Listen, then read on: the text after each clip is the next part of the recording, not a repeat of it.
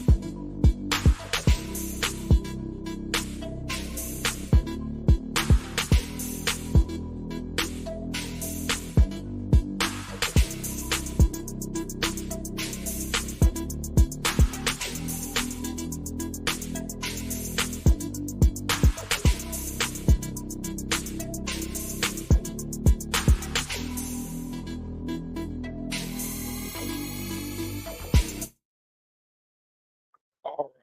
All right. Good morning, y'all. Good morning.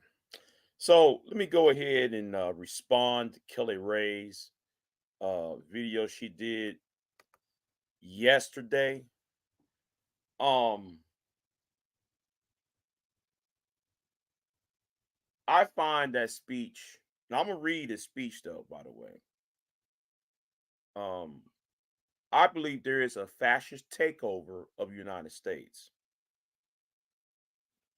I believe in the Western world um, that the extreme right wing is trying their best to take over and erode certain freedoms that was passed the last 50 years. We got people on here trying to do the handmaiden tale, the trying to forced the handmaiden tale regime in Western society because of frustration between men and women, or why the heterosexual male is not gaining ahead compared to his female counterpart. That's part of the reason why, though, there is a low birth rate, part of the reason why there is an educational gap. Professor Scott Galloway has been telling y'all this for years and nobody has listened. And I'm gonna do a video. I got 2 videos coming today, later this afternoon, that will be upload. That's scheduled to in the next few hours or so. So let me go ahead and read this speech here. So Kelly Ray, you and your husband is welcome to respond. Um, Morik Delp, you're welcome to respond to his video.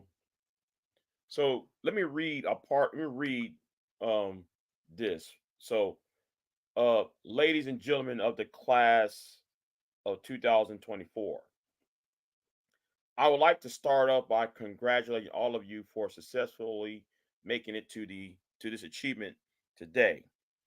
I'm sure your high school graduation was not as what you had imagined, and most likely neither was your first couple of years of college. By making it to this moment, though, Drew, all the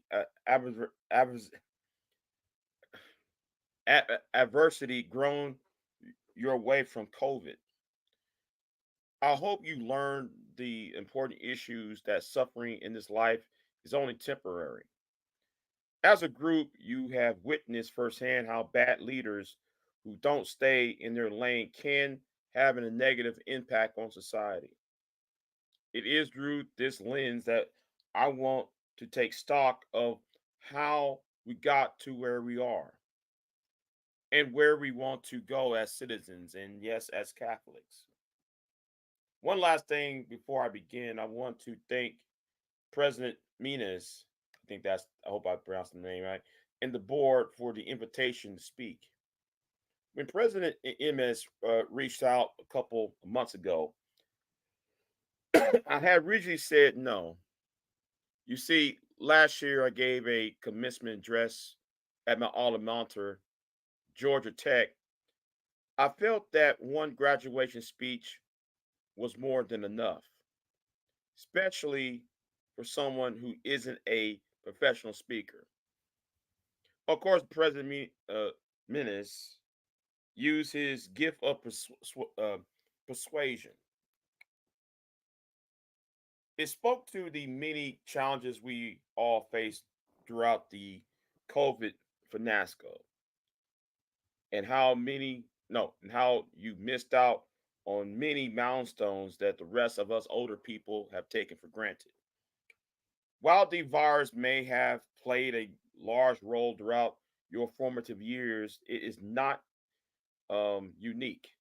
Bad policies, poor leadership have negatively impacted major life issues, things like abortion, IVF, surrogacy, euthanasia, well as a growing support for legitimate, degenerate cultural values in media, all still form the perversive of disorder. Our own nation is led by a man who's publicly and pronounces his Catholic faith, but at the same time is delusional to make up delusion. Excuse me. At the same time, it's delusional enough to make the sign of the cross during a pro-abortion rally. He has been so vocal in his support for the murder of innocent babies that I am sure that many people that appears that you can be both Catholic and pro-choice. He's not alone. From the man behind the COVID lockdowns to the people pushing the dangerous gender ideologies onto the youth of America, they all have a glaring thing in common. They are Catholic. And this is something important, important reminder that being Catholic alone doesn't cut it. These are sort of things we are told in polite society not to bring up. You know, the difficult, unpleasant things. But if we're going to be men and women for this time in history, we need to stop being pretending to be the church of nice is a winning proposition. We must always speak and act in clarity, but never mistake charity, um, you know, charity for cowardness. It is safe to say that over the past few years, I gained quite a reputation for speaking my mind. I never envisioned myself nor want to have this sort of a platform, but God has given it to me. So I have no other choice but to embrace it and preach more hard truths about accepting your own lane and staying in it. As members of the church founded by Jesus Christ, it is our duty and ultimately the privilege to be articulating and unapologetically Catholic. Don't be mistaken, even within the church, people in polite Catholic circles will try to persuade you to remain silent. There's even there was even a award-winning film called Silence, made by a fellow Catholic, wherein one of the main characters, a Jewish priest, abandoned the church and as an apostate, when he died, is seen grasping a crucifix, quiet, unknown to anyone but God.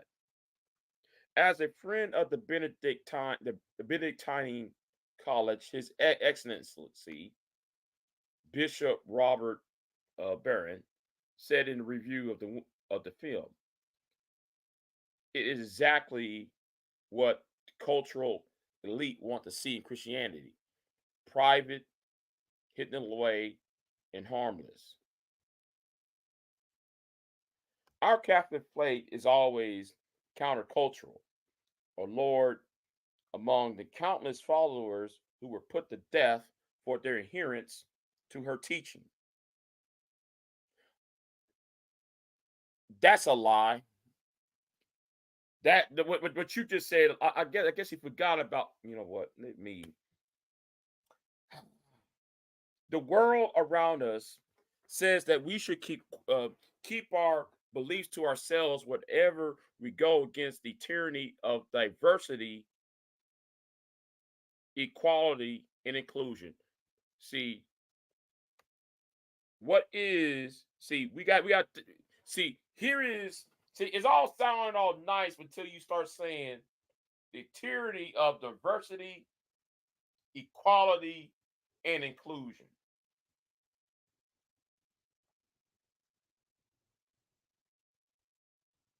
When you start saying that, what does that tell you? See, I like to break it down. I like to break certain words down.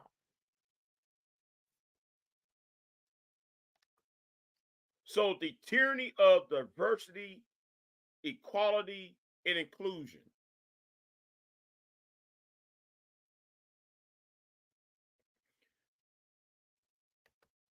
We fear speaking truth because now, unfortunately, the truth is in the minority. Congress just passed a bill where stating something basic as a biblical teaching of who killed Jesus could land you in jail. Wait a minute, hold on. That's your people. That's conservatives had done that.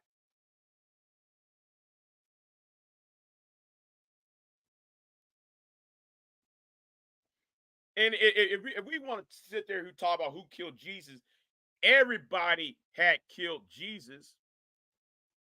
the Romans, the Jews, and the people who were surrounding that era. All their actions led to his death. It wasn't just the Jews, the the Pharisees. Romans had a hand in it too. The disciples had a hand in it too. And I ain't just talking about Judas. We're talking about Peter. We're gonna talk about, well, you know what? Yeah, you know what? See, see, let's sit there and lie, But anyway, but make no mistake. Let me continue on with this. But make no mistake, before we even attempt to fix any of the issues plaguing society, we must first get our own house in order. And it starts with our leaders. The bishops and priests appointed by God as our spiritual fathers must be rightly ordered. There is not enough time today for me to list all the stories of priests and bishops misleading their flocks. But none of us can blame the ignorance anymore and blindly profane that's what Father said. And sadly, many priests are looking to for leadership are the ones who wait a minute, hold on. Prior towards their hobbies or even photos with their dogs, matching outfits uh, for the parish directory. It's easy for us laymen and women to think that in order for us to be holy, that we must be active in our parish and try to fix it. Yes, we absolutely should believe in involving, reporting, supporting our parishes, but we cannot be the source of our parish's priests to lean on to help with their problems. Just as we look to the relationship between a father and his son, so too should look at the relationship between a priest and his people. It should not be appropriate for me to always look into my son for help when it is my job as his father to lead him. Saint Joseph Maria Sylvanesca, I hope I announced the name right, says that the priests are ordained to serve and should not yield to temptation to intimidate lay people, but to be priests drew and drew. Tragically, so many priests revolve much of their happiness from adultation they receive from their parishioners, and in searching for this, let their guard down become overly familiar.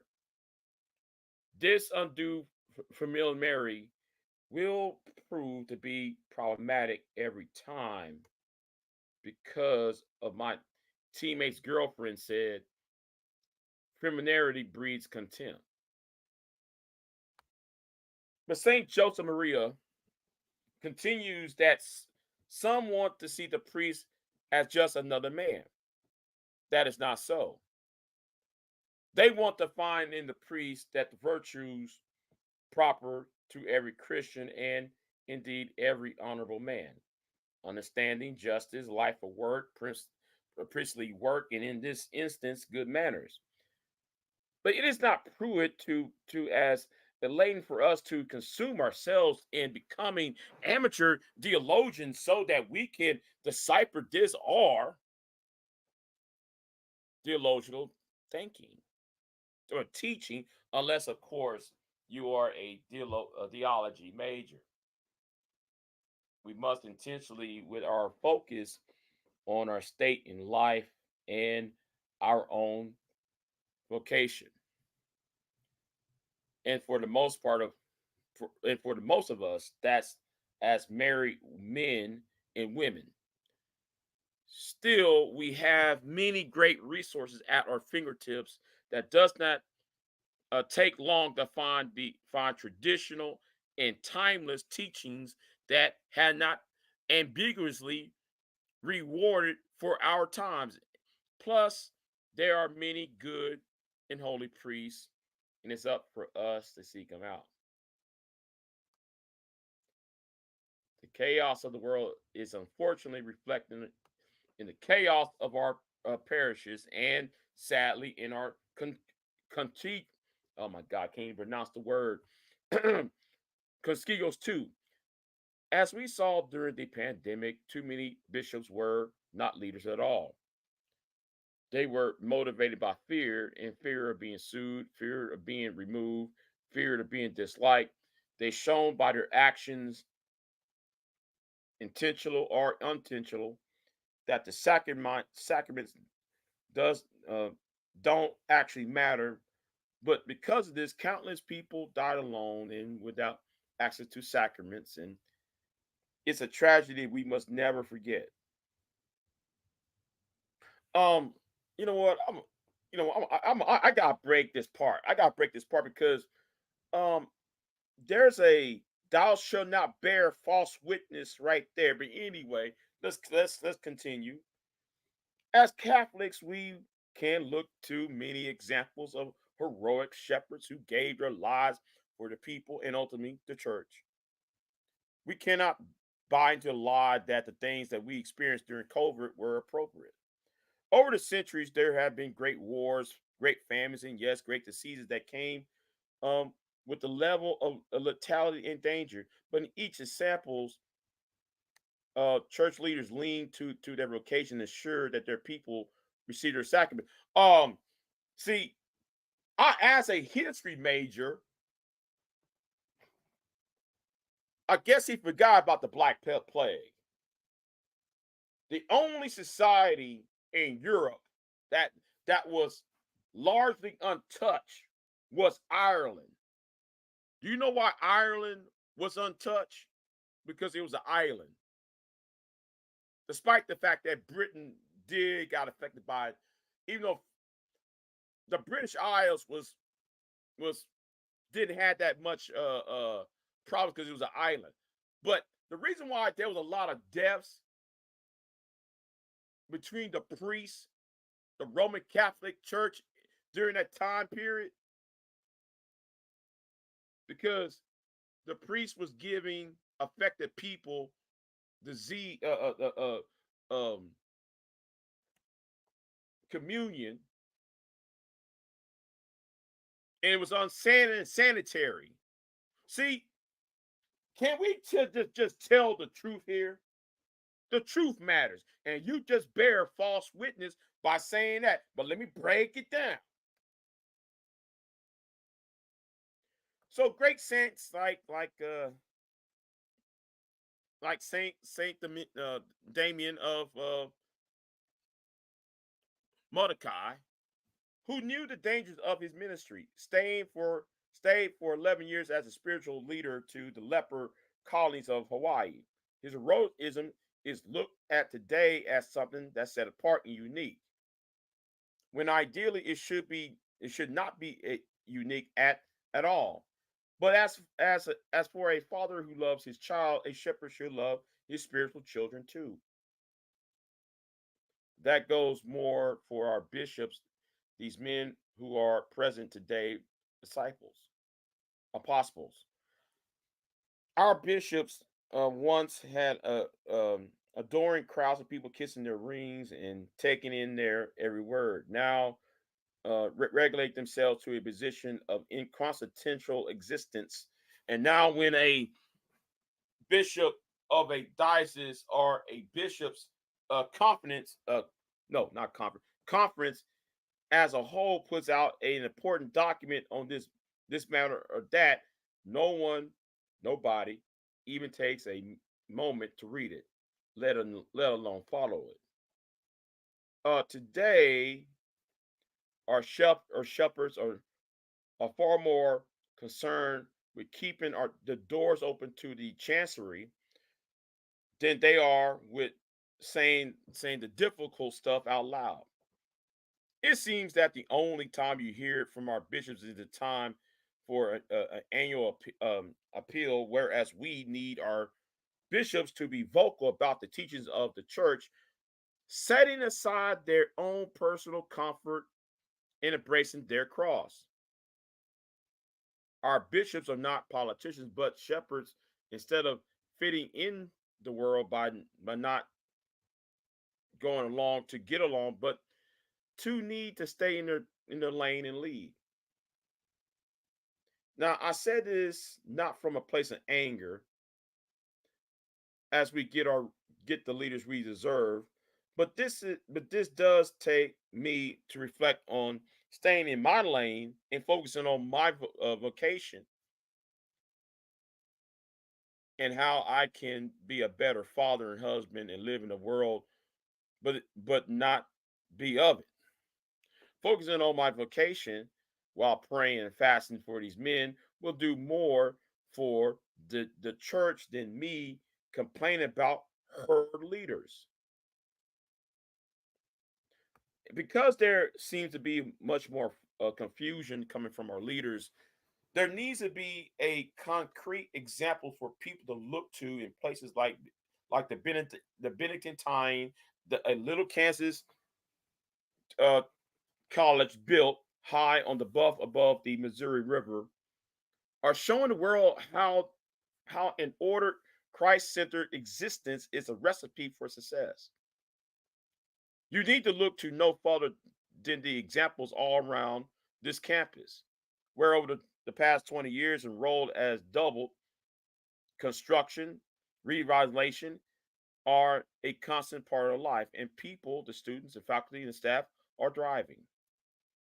But this didn't happen by chance, and the riveted movement to embrace traditional Catholic values, the Benedictine has gone from just another liberal art school with nothing to set apart to a thriving beacon of light and a reminder to us that all that we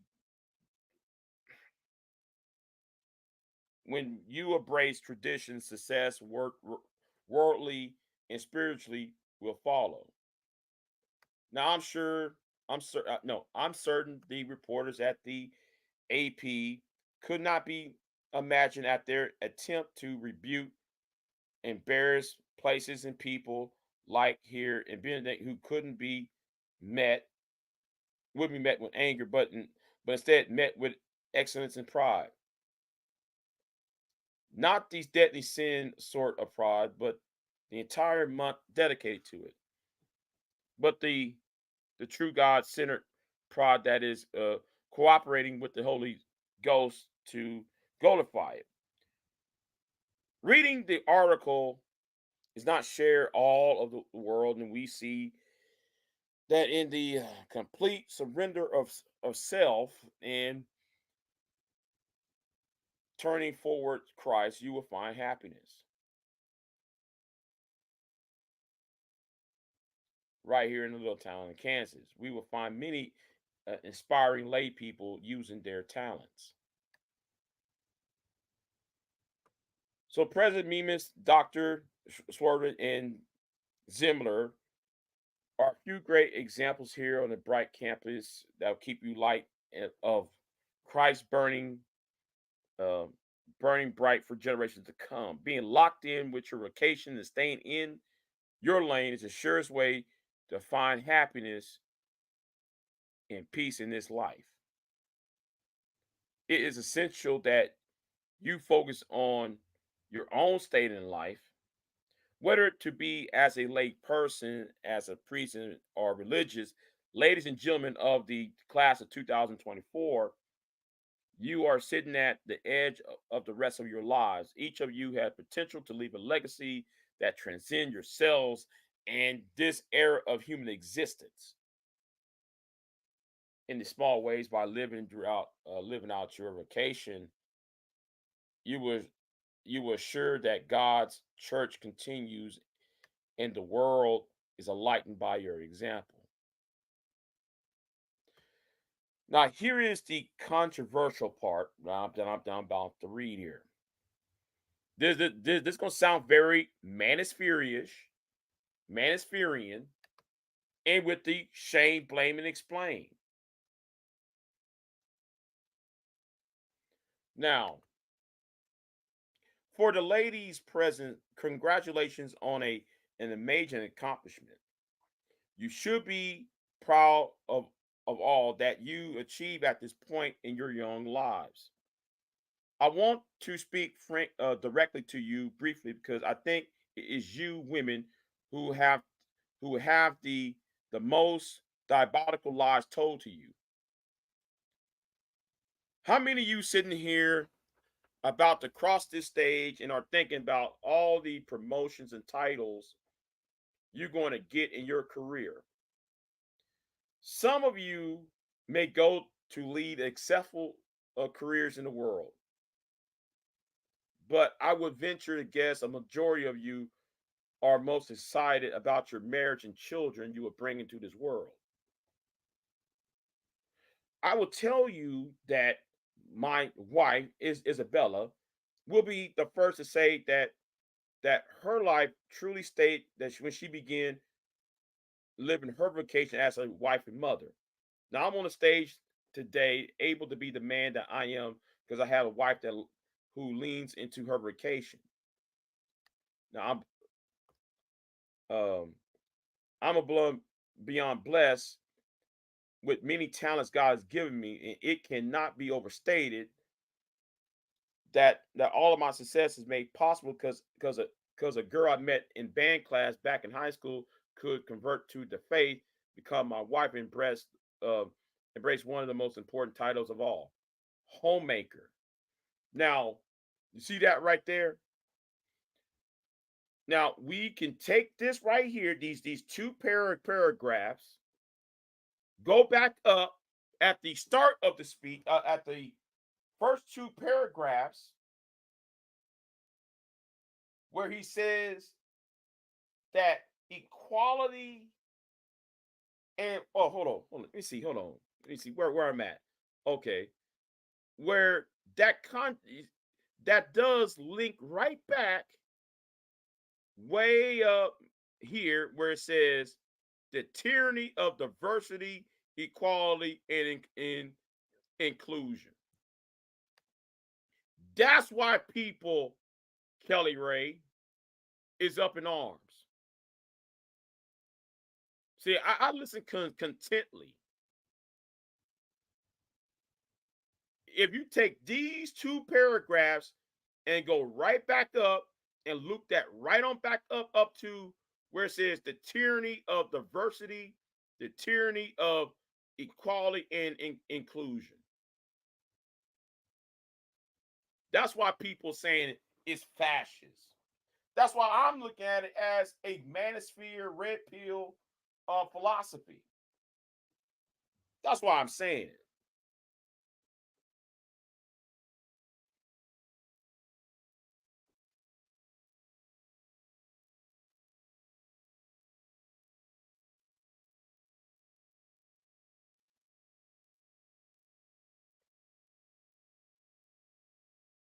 So yeah, that's where that's where why people are mad. You know, and I'm gonna say this too. No, hold on.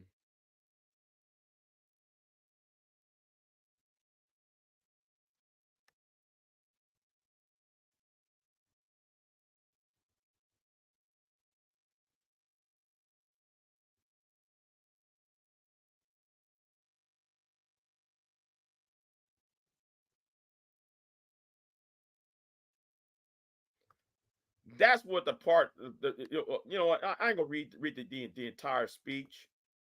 I'm not gonna do that. I'm not gonna read the entire speech on that. But that's why people are pissed off about it. See, I, I am a great historian, right? Well, well, I like to think that I am, but I'm not. I'm not really. See, I see, I see parallels, right? I see parallels. What's going on? I remember reading about the Spanish Civil War. If you look at Spain since 1890 to World War II, to the start of World War II, Spain has had a decline. And then you got people trying to force their religion or force their way of life onto others. And that's why you had the Spanish Civil War. And I see the parallels to in 2024. That's why people are up in arms. People want to tell other people how to live their life. That's why there is I know that you are a Trump supporter and all that, but have you ever looked in Project 2025? Have you ever looked into Project what's the other project Project 47?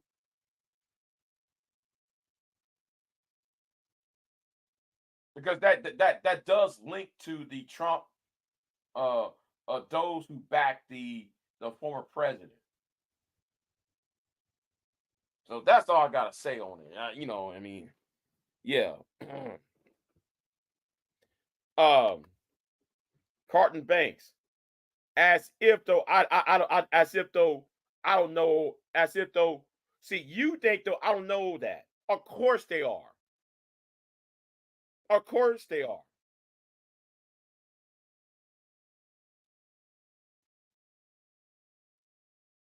Of course they are. So, but the problem is Carton Bank is that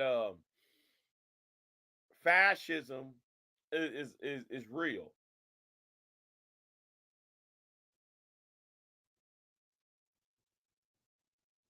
So anyway, that's all I gotta say on it. So anyway, I got a video coming. I might do a live stream tonight. Not sure. Um. Anyway, y'all be easy, and I'm out of here. Peace.